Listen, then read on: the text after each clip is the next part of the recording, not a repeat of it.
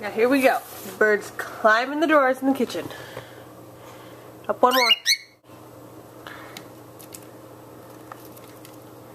He's climbing the doors. Now this one's his favorite. Do you know why? Because there's an Oveglove in it. Bird, is that your Oveglove? Oh no.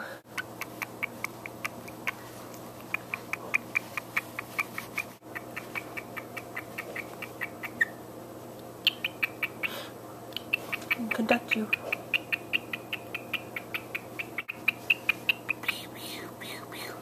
I'm gonna touch your beak. Can I pet you? Oh, bird. You're so pretty. I can pet you. You don't even mind. Oh no, it's over here. Oh no, you better run. Better run. Come get it.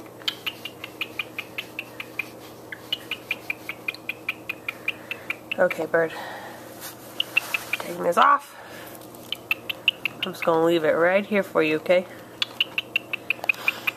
You gotta take the apple cutter out so you don't hurt yourself. There you go. You can stay with the Oveglove. Silly boy. Have a good day, okay?